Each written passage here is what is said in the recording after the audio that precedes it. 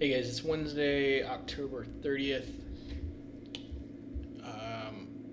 I want to talk about products because a lot of people ask me in chat like how I go about things during the day, like go about researching. Um, so what I've done for the past, God, I don't know, 20 something years is whenever I find a stock that I like, this is sort of like the whole GameStop thing. I like this stock. Whenever I find a stock I like, what I do is I build spreadsheets to try to find other stocks like that. So this is my spreadsheet for the non-compliant stuff. And basically what this does is it pulls down the list of non-compliant stocks. And I've filtered this just by bid price, but there's other ways you can be non-compliant. I create a little spreadsheet that shows when I should start looking at things and various information, and I go through and mark it.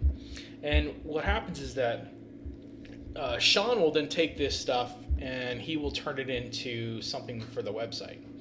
So this is basically my spreadsheet. It is just, he's added in this really cool Miami Vice sparkline graph, and whereas I just keep track of this stuff in my head, he actually has put this information in so it's easy to see. And what we're going to do is we're going to move all of basically my spreadsheets for individual trade types over the website. But what I wanted to talk about today is, if you look at the non-compliant spreadsheet, there's a stock called UAVS. Bring up its chart over here. But if you notice, that is actually on all of these. It was actually on the movers data from the 25th. And this is the reverse split. Where's the other graph? If you look at the volume data, you can also see that it tripped the volume spike. So this is something that has shown up in all three of our reports. So this is something that I would look at. So basically what I would do is, if I was starting from compliance or from one of the other pages, I would track through this stock. Didn't I open up that graph? I did. Here it is. So what I would do is I would basically start through and figure this out. All right. So one thing that I've noticed on the chart is you can see right after the volume there was a institutional purchase. That's what this green dot is, right? So that's usually a good sign that liquidity is going to go down. So I'm going to look at what we have here. So here is the institutional purchase. And we've got a new insider there, and I'm going to look at this one, which is an amendment. So let's look at these two. All right, so SCG Opportunity Fund. Now, we don't have this information on the website yet. So I'm just going to go look over here. We can see that this particular fund has two holdings. They have UAWS, which is the one we're looking at, or UAVS, and JTAI. So we'll look at that in a second. And what I want to do in this document here is I want to check to make sure that the share counts are consistent. Okay, so on our chart, which pulls data from a third provider, it says there's 850,000 outstanding shares in this, right? But according to the document that was filed on the 28th, there's now 2.88 million shares, which means shares have sold. So let's go back and look at the earlier. This is also, let's see what this one says. This one also says 2.88. Is there another one here? There's nothing else to verify here. But what we know is, since this stock did its RS, and the RS would have been the date that the share count had updated, this company appears to have sold 2.3 million shares, which is not something that our data provider has updated. So if we go back and we look at previous volume, and this is one of the best things that Yahoo Finance has, is their volume history. So you can see on the 15th, which is the day that it would have had 850,000 shares, it's actually traded the reported OS every day. And then there were two massive share counts here. So during this period of time, they have dumped 2.3 million shares, or at least that's what it looks like. Okay, so this appears to be diluting. So we want to try to figure out why or how it's diluting. Now at this point, I wouldn't trade the stock. I mean, that's just the way it is. But I do want to understand what's going on. So let's look at some of the documents that they've filed. So that's the CEO making a plea to investors. Okay, some people left.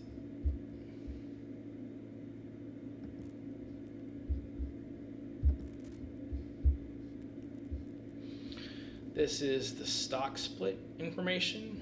So here is where they defined 850,000 shares. So we know as of the 15th, that's the correct share count. And we know as of the 28th, it's now 2.8 million. I think I looked at that one already.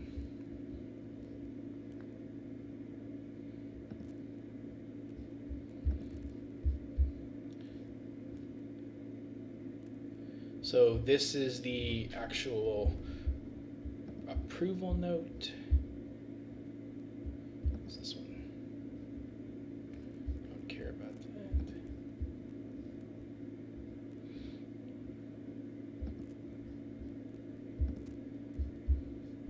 Let's see who's on this.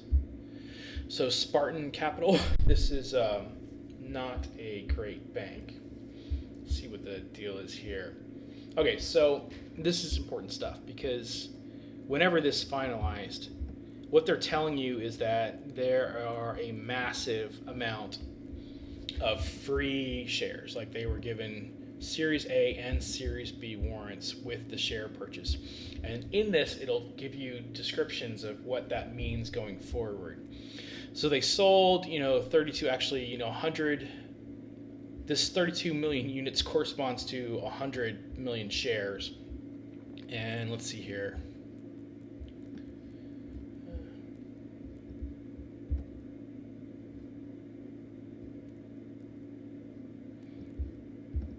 And they basically define how they can be exercised. Yeah, this is important here. Will contain a reset of the exercise price. Basically what that means is that these free warrants are floating. So when they filed this, the people who bought these units, they wanted to be able to make sure that they would be able to profit off the warrants. So that's what this statement is here. So likely the 2 million shares that's showing up on the float are related to these warrants being exercised. And the total value for this, they paid 37 cents per unit. So they got 3 shares for 37 cents. So that's like, 12 cents per actual deliverable share. So that kind of basically runs through what's going on there. So let's go back and look at this company, which is JTAI.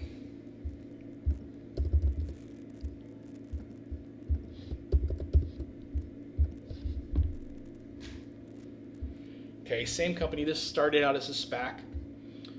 They've actually had a whole bunch of activity here recently. They're in a ban too. So first thing, it's got a really high share count. So it is most likely going to have to reverse split here. And what we can do is we can check and see what the time frame is for that. Like we only track bid price currently on the website. So let's see if it's here. Here it is. All right, so bid price, this isn't due until next year, but equity, you can see equity is due here in a month and 2 days. So they have to meet this requirement within the next month. So that implies that the stock is about to do something. So let's go back and let's see what they've got set up here.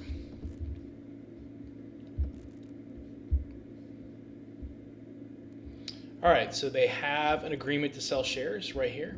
It's Maxim.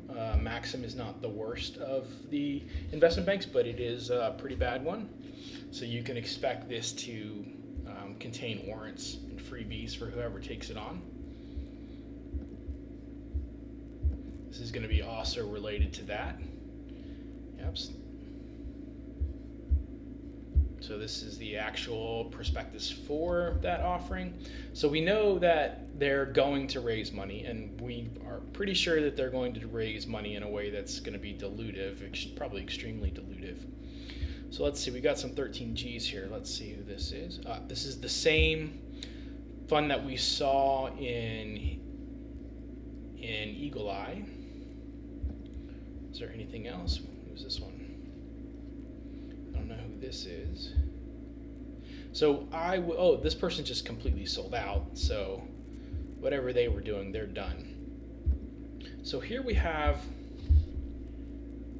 a stock that is, we basically know what they're going to try to do. They need to raise money. This stock is basically going to go by way of dodo if they don't do a reverse split. They have to get above $1 for the minimum bid price, and they have to reach the equity value. So we know that they have an impulse to do something here. We know that they have set up for a financial offering. We know that they have set up for a financial offering with a company, with a investment bank that is, I mean, vulture is a strong word, but Maxim is usually labeled as a vulture bank. We know that they're in a window with which we expect volatility. We know that volatility has picked up. So something is going to happen with this. I don't know whether or not I would play this stock, just because I typically avoid uncertainty when it comes to situations like this. But that's kind of the process that I follow to try to figure out what I would do. So I don't typically day trade, but I feel fairly confident that this is going to be a day trade target between now and December 1st. Like, I think that there's probably going to be a lot of Boy the Rome activity, a lot of Twitter activity, like trying to drive this up related to that offering. All right, guys, we will have more stuff showing up here, more different sort of trade types. And as you're using this, if you find any issues, because we're basically building these, my spreadsheets have been thoroughly tested, but as we're building these, it's possible that we make small errors. So if you see something in here that looks wrong, let us know, and we'll keep checking. All right, guys, happy trading.